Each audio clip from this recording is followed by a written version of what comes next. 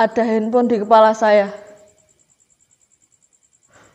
Setiap malam, setiap saya membuka buku-buku itu, setiap saya berusaha kusyuk membaca, tiba-tiba suara itu datang. Ini terjadi sejak ayah saya menerapkan peraturan baru di rumah ini, melarang handphone di malam hari. Dan saya harus duduk di bangku ini menghadapi buku-buku bisu ini.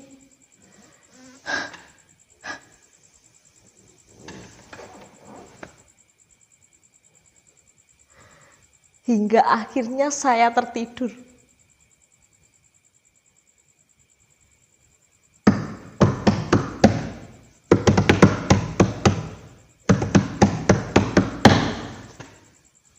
Ayah atau ibu saya, mereka akan terus mengawasi saya dari pintu itu. Masih membaca, Nak?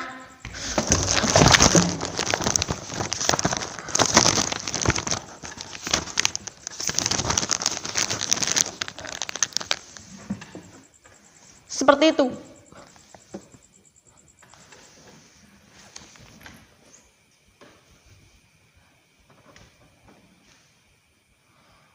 Hadirin sekalian, baik yang ada di kamar ini maupun menyaksikan melalui Zoom, izinkanlah saya untuk berbagi cerita kepada hadirin sekalian tentang nasib buruk saya di kamar ini.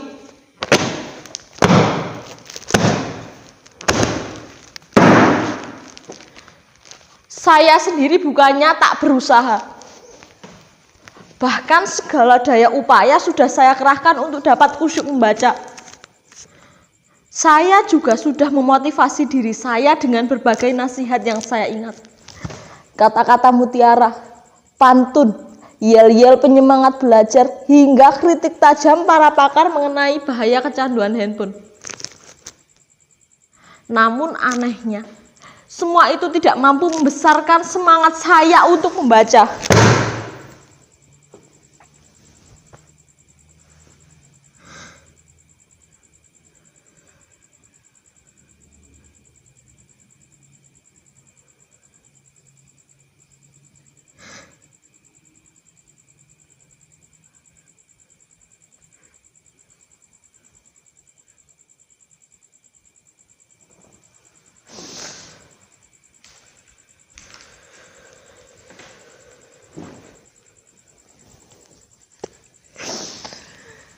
Andai saja merubah diri bisa dilakukan serenyah ceramah Mario Teguh, mungkin saya tak akan menderita begini lagi.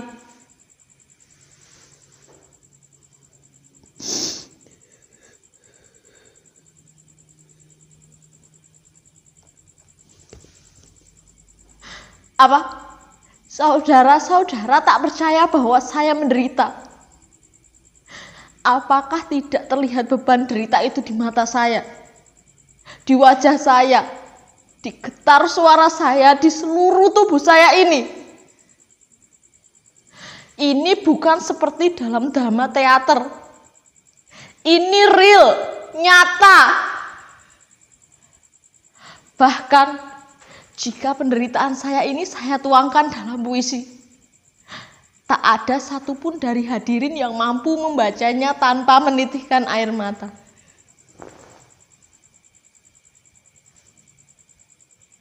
Tak percaya? Saudara-saudara tak percaya bahwa saat ini saya sedang dibuli sepi dan dirundung sedih. Sekarang saya bertanya, siapakah dari antara hadirin yang mau dan mampu untuk berpisah dengan apa yang telah menjadi bagian dari diri hadirin sendiri tanpa teraniaya rasa hampa? Tak ada yang mampu. Begitu juga saya.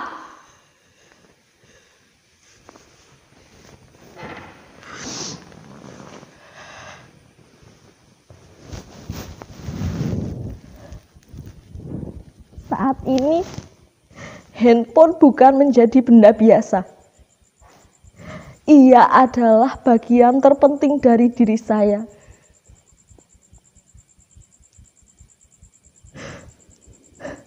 Coba bayangkan, sejak kecil saya sudah bersama dengan dia. Saat orang-orang dewasa tak punya waktu atau bahkan malas meladani saya yang masih kecil dan belum berdaya guna, dia selalu ada. Setia menemani saya. Ia bahkan sudah menyimpan seluruh memori saya dalam dirinya. Suatu hubungan yang intim dan romantis, bukan? Bahkan saya bisa lebih dekat dengan dia daripada dengan sesama saya.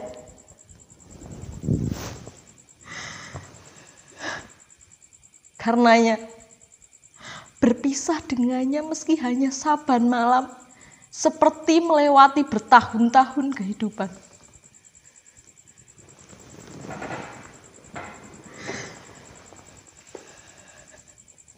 Oh handphoneku, begitu berat dan panjang jalan yang harus kutempuh untuk kembali bersamamu.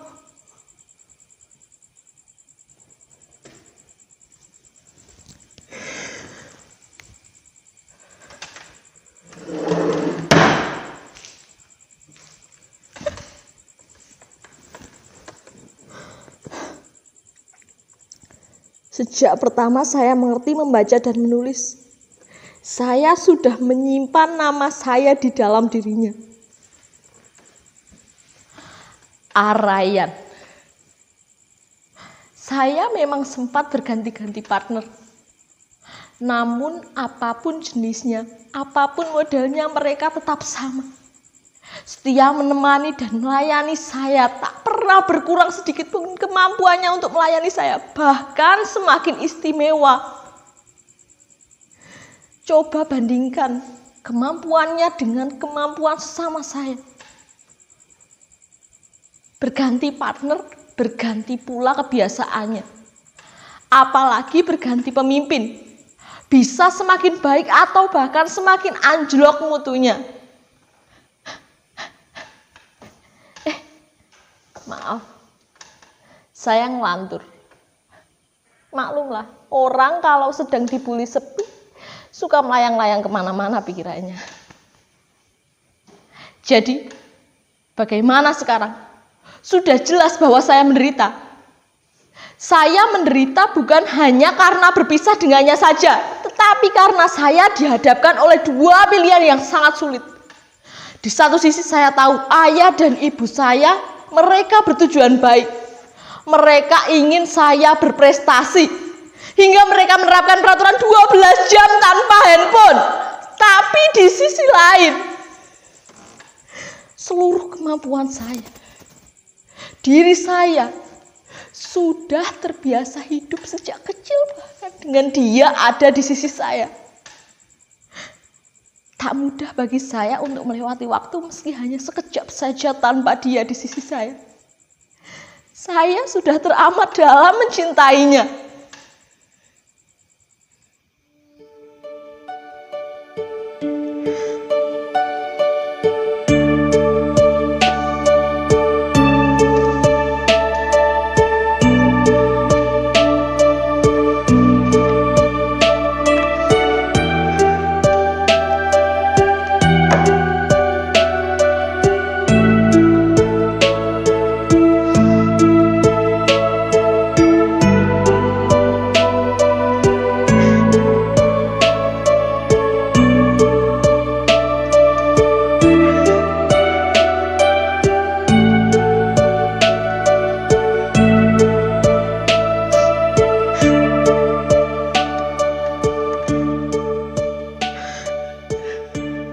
Ada yang lebih membahagiakan selain mendengar suara renyah dan riangmu.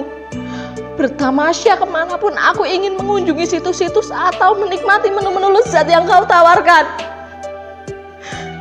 Engkau selalu mampu membahagiakanku. Engkau telah membuat waktu semakin simpel, cepat dan efisien. Bahkan, engkau mampu menjamin kesejahteraanku dalam waktu yang sesingkat-singkatnya.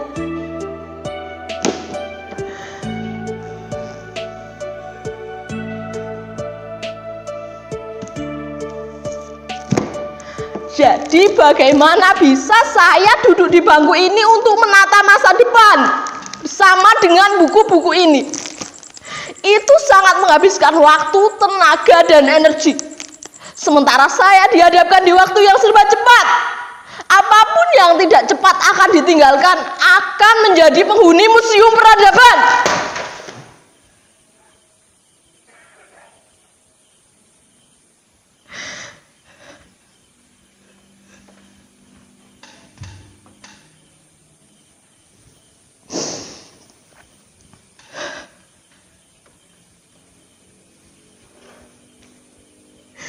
Saya sendiri pernah hampir tidak terlalu dekat dengan dia, selain untuk hal-hal penting saja.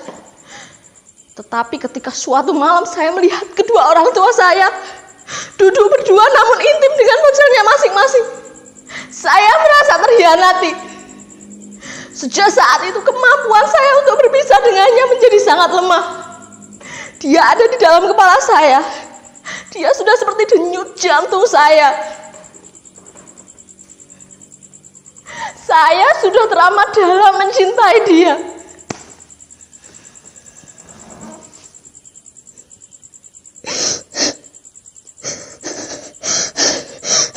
Saya benar-benar bingung.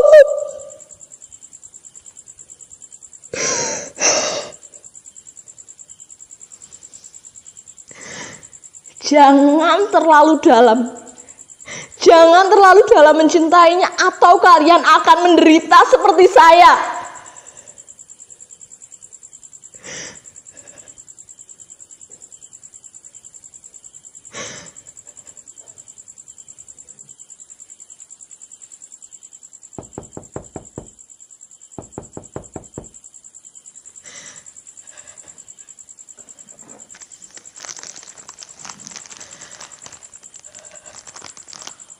Begitu berat dan panjang jalan yang harus kutempuh.